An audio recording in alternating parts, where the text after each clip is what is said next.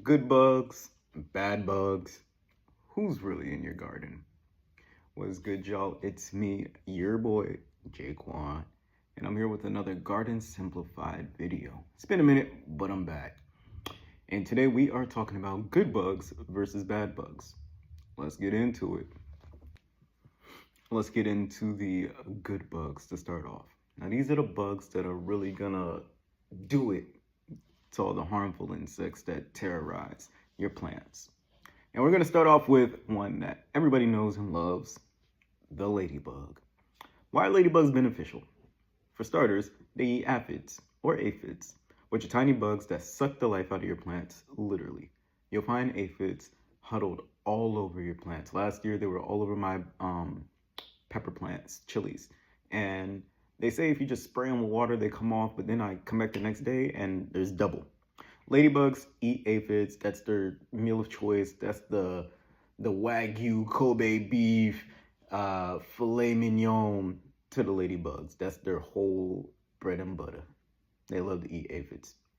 One ladybug can eat 50 a day. So if you've seen the post that I made beforehand, I was actually asking if anybody was selling ladybugs. You can buy ladybugs and release them around your garden and they'll take care of your aphid situation. Bomb! Bees. We all know bees. You love bees. I love bees. Barry B. Benson. They pollinate. Honeybees pollinate your plants. And not even just honeybees, all bees. They pollinate your plants and it helps your plants grow. 1 plus 1 is 2. It's just that simple. We need bees. We got to save the bees. Stop killing the honeybees, bro. They don't want to hurt you, so why would you want to hurt them? Praying mantises.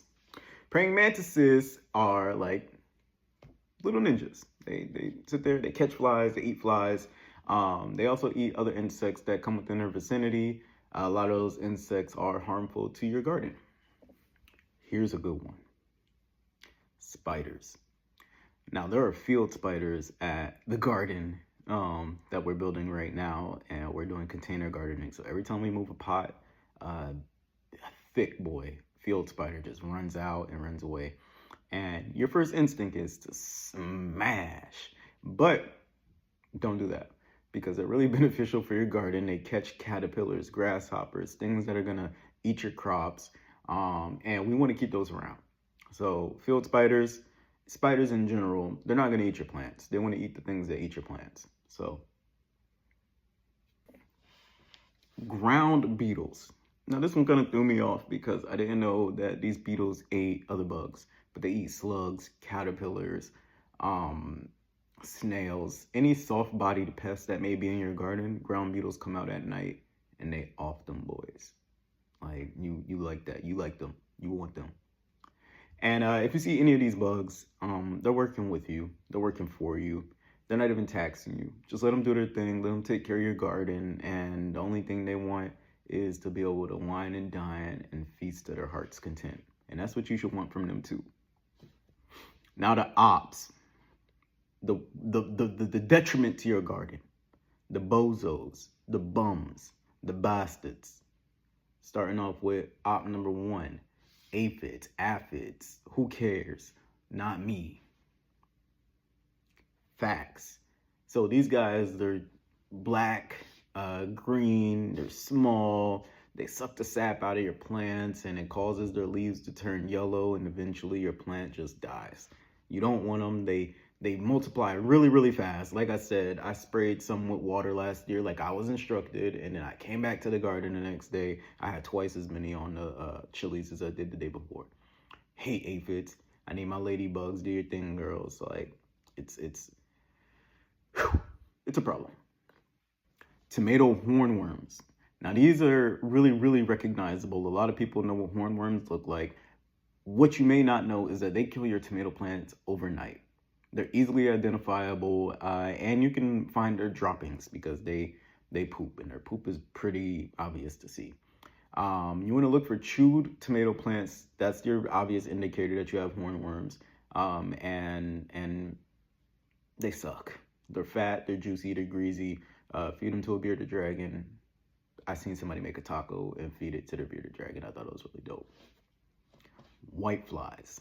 Now these are little tiny flies. You can find them underneath the leaves of your plants.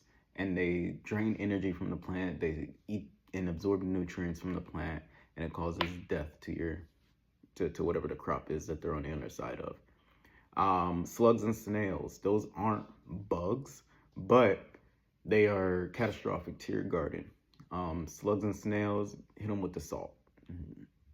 If you're not comfortable with other bugs being around, salt them hoes and keep it pushing, because they will come through, and they move slow, which is crazy. They move slow, but they eat fast, and they'll tear you up.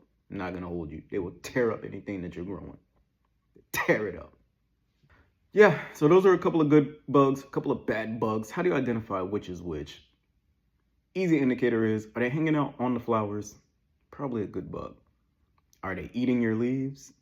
Are you actively watching them consume your plant? Probably a bad bug. Make sure some of the above bugs that we talked about, the ladybugs, the praying mantis, the field spiders, have enough room and are able to do their thing in their garden without you messing things up for them. These guys are companions for your plants. So you don't want to put any pesticides out. You don't want to push chemicals onto your plants because you don't like bugs. And don't kill everything that you see, because not everything you see is trying to kill your garden or trying to hurt your garden. If you're scared of things that are outside, don't be outside. Maybe gardening just isn't for you if you're just going to kill every bug that you see. Because some of them deserve to be here and they help us out. Some of them don't deserve to be here. Like I said, you see a snail, you see a slug, salt that bit. But yeah, don't take my word for it. Do your own research. Some tips and tricks to attract good bugs. Plant companion plants, marigolds, basil, dill, fennel. Things that attract these bugs. They smell delicious to those good bugs. They come and hang around, but they smell awful to the bad bugs. Keeps them away. Neem oil. Good for your plants, bad for your bugs. So if you want to use a pesticide or a pest deterrent, go for something that's organic and that doesn't hurt your crops, doesn't taint your soil. We've already got enough of that going around. Honorable mention that I forgot to say, butterflies. We all love them, except if you've seen that SpongeBob episode and you know the one I'm talking about. Butterflies are great pollinators as well. They do just as good a job as bees. Let them rock. Moths. Debatable. But if you have praying mantis, they kind of clean that up for you anyways. So yeah. Honorable mention for bad bugs. Squash bugs. They eat your squash. Cabbage worms. They eat holes within your leafy greens. Yeah. Oh, super honorable mention. Earthworms. Good bug. Good bug. Earthworms aerate your soil. They help fertilize your soil. They decompose things. Super champion. Super good bug. So yeah, let me know what you think. If you have any questions on any of the topics that you want a simplified version of, let me know. Hit your boy. Comment below. Like and subscribe. Peace.